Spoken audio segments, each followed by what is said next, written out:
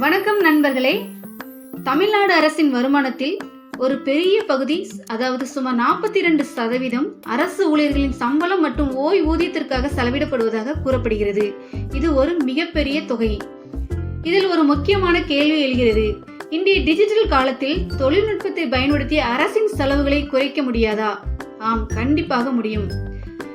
இதன் பொருள் அரசு ஊழியர்களை எதிர்ப்பதல்ல, மாறாக மனிதர்களுக்கு உதவும் வகையில் தொழில்நுட்பத்தை பயன்படுத்தி அரசின் நிதிச்சுமையை குறைத்து அந்த பணத்தை மருத்துவம், சாலை, விவசாயம் போன்ற துறைகளுக்கு மாற்ற முடியுமா என்பதுதான் கேள்வி. உதாரணமாக, ஒரு அலுவலகத்தில் 10 பேர் கையால் செய்யும் பணியை செயற்கை நுண்ணறிவு மற்றும் டிஜிட்டல் மென்பொருட்கள் மூலம் 2 அல்லது 3 பேர் வேகமாகவும் துல்லியமாகவும் செய்ய முடியும். சரி, இது எந்த துறைகளில் எல்லாம் சாத்தியப்படும் என்றால், முதலாவதாக ஆவண பராமரிப்பு. இன்று பல இடங்களில் கோப்புகள் குவிந்து கிடக்கின்றன. அவற்றை முழுமையாக டிஜிட்டல் முறைக்கு மாற்றினால் ஆவணங்களை தேடுவதற்கும் பதிவு செய்வதற்கும் அதிக மனித வளம் தேவையில்லை. இரண்டாவது, வரி வசூல்.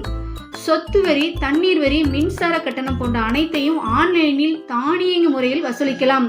மூன்றாவது, செயற்கை நுண்ணறிவு மூலம் புகார் மேலாண்மை. மக்களின் புகார்களை AI சாட்பாட் மூலம் முதலில் பரிசோதித்து முக்கியமானவற்றை மட்டும் அதிகாரிகளிடம் அனுப்பலாம். நான்காவது, நிலப்பதிவு மற்றும் சான்றிதழ்கள். பிறப்பு சான்றிதழ், இறப்பு சான்றிதழ், பட்டா, சிட்டா போன்றவற்றை முழுமையாக ஆன்லைன் முறையில் வழங்கினால் அலுவலகங்களில் கூட்டமும் மனித தேவையும் குறையும்.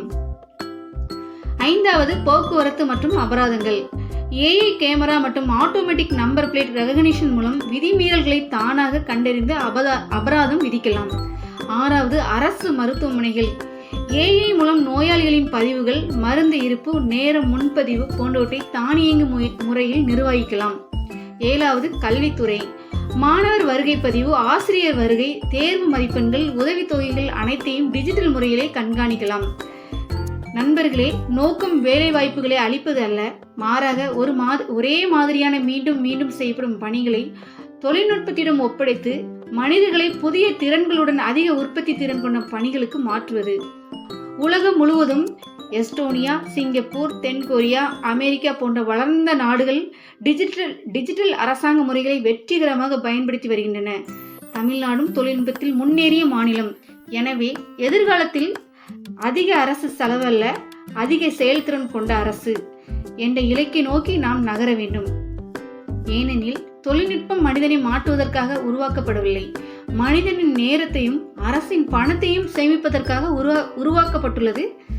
நன்றி, வணக்கம். நான் உங்கள் அனு.